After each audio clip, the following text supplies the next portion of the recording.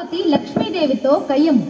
వాపరయుగమున తులసి దళముతో స్వామి తూగెను నీ కోసం, ముల్లోకాలు మెచ్చుకొనంగా ఆనాడెంతో మురిసిపోతివి. ప్రాణనాథుని వదిలి వెళ్ళి ఇప్పుడు వచ్చుట ఏమీ ధర్మము, కొత్తగా పెళ్లి అయిన వారము ముద్దు ముచ్చటలు మాకు లేవా.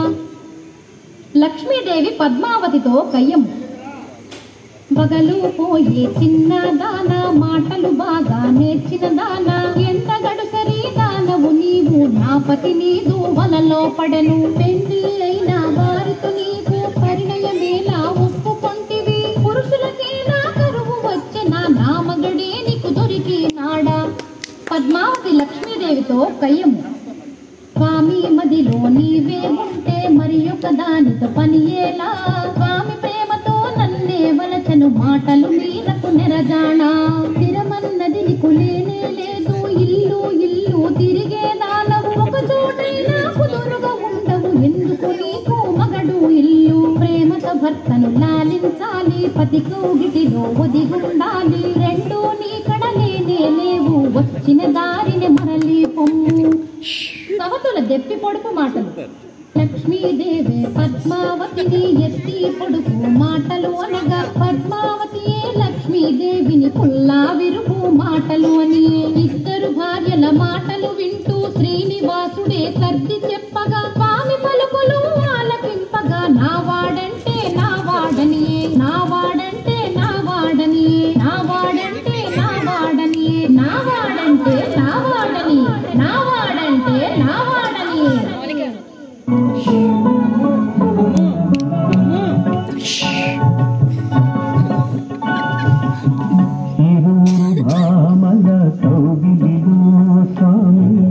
ఇరుకున పడి నీవు నలిగితివా, ఇరువురు భామల కౌగిలిలో స్వామి, ఇరుకున పడి నీవు నలిగితివా. వలపుల వానల జల్లులలో స్వామి, పదమున తడిపితివా.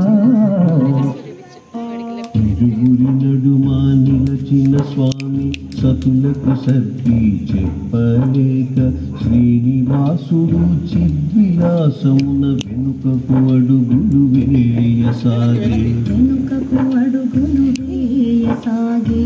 మొదటి పాదము పెట్టినంతనే అంజనాద్రి అంజలి ఘటించే,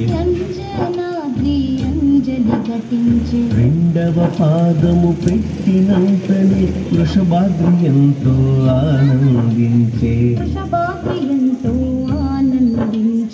మూడవ అడుగు వేసినంతనే నీలాద్రి పదములు కడిగే,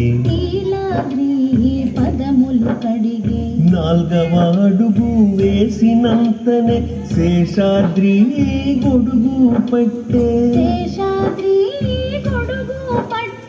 ఐదవ అడుగు వేసినంతనే గరుడాద్రి వింజామర వీచే, ఆరవ అడుగు వేసినంతనే నారాయణాద్రి గానము చేసే, ఏడవ అడుగు వేసినంతనే వెంకటాద్రి గోవిందానియే,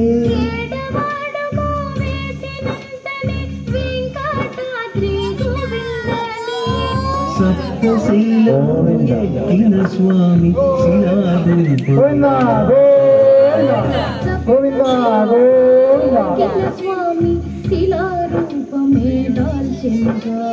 శిలారూపము చూసి లక్ష్మీ పద్మావతి దుఃఖించుట. అతివలు ఇద్దరు వెనుకకు చూడ, స్వామి కానరాడాగే, సవతులు ఇద్దరు పరుగున వెళ్ళి శిలారూపమే చూసెనుగా, శిలారూపమే చూసెనుగా.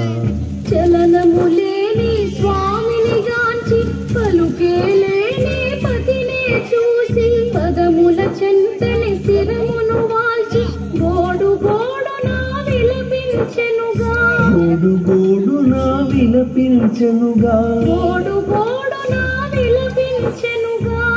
వెంకటేశుని చరితము వింటే పాపములన్నీ తొలగు గదా. ఏడు కొండలు ఎక్కినంతనే పరసే పరవశముండు గదా. వకుళామాత స్వామి శిలారూపము చూసి దుఃఖించుట. విషయము తెలిసిన వకుళామాత బిడ్డ కొరకు పరుగున వచ్చి స్వామి శిలను కన్నులగాంచి దుఃఖముతోనే ఇటులనియే. కోమలమైన దేహము నీది శిలగా మారిందెందుకు తండ్రి. ఇద్దరి కోడళ్ళ ముద్దు మురిపెను తాకు దూరం చేసితివి.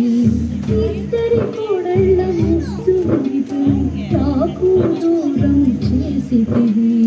వెంకటేశుని చరితము వింటే పాపములన్నీ తొలగు గదా. ఏడు కొండలు ఎక్కినంతనే మనసే పరవశముండు గదా. గోవిందా గోవిందా గోవిందా గోవిందా.